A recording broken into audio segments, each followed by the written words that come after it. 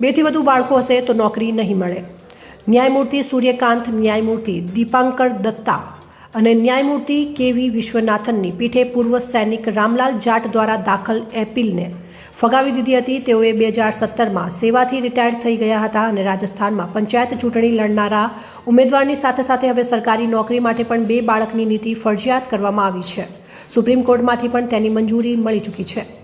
2થી વધારે બાળકો હશે તો સરકારી નોકરી નહીં મળે. 2થી વધારે બાળકો ધરાવતા કેન્ડિડેટ જે સરકારી નોકરીની શોધમાં છે તેમના માટે ઝટકો છે. અત્રે ઉલ્લેખનીય છે કે આશરે 21 વર્ષ પહેલાં સુપ્રીમ કોર્ટે પંચાયત ચૂંટણી માટે આ નીતિને ફરજિયાત કરી દેવામાં આવી હતી. ન્યાયમૂર્તિ સૂર્યકાંત, ન્યાયમૂર્તિ દીપાંકર દત્તા અને ન્યાયમૂર્તિ કેવી વિશ્વનાથનની પીઠે પૂર્વ સૈનિક રામલાલ જાટ દ્વારા દાખલ અપીલને ફગાવી દીધી હતી. તેમણે 2017માં સેવાથી રિટાયર્ડ થઈ ગયા હતા અને એમણે 25 મે 2018ના રોજ રાજસ્થાન પોલીસમાં કોન્સ્ટેબલ પદ માટે અરજી કરી હતી. રાજસ્થાન પોલીસ અધીનસ્થ સેવા નિયમ 1989 જેની ઉમેદવારીને રાજસ્થાન પોલીસ અધીનસ્થ સેવા નિયમ 1989 નિયમ 24(4) હેઠળ ફગાવી દેવામાં આવી હતી. રાજસ્થાન સેવા સંશોધન નિયમ 2001 હેઠળ પ્રાવધાન છે કે 1 જૂન 2002 કે ત્યારબાદ જો કોઈ ઉમેદવારને 2થી વધારે બાળક હોય તો તે સરકારી નોકરી માટે પાત્ર નથી.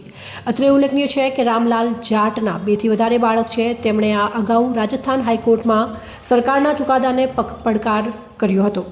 ઓક્ટોબર 2022માં ચુકાદો આપતા હાઈકોર્ટે કહ્યું હતું કે આ મામલે હસ્તક્ષેપ કરવાનો ઇનકાર કરી દીધો હતો. રિપોર્ટર જાગસ ગુજરાત ન્યૂઝ ચેનલની સાથે રમેશ ગોસ્વામી, બ્યુરો ચીફ, બનાસકાંઠા.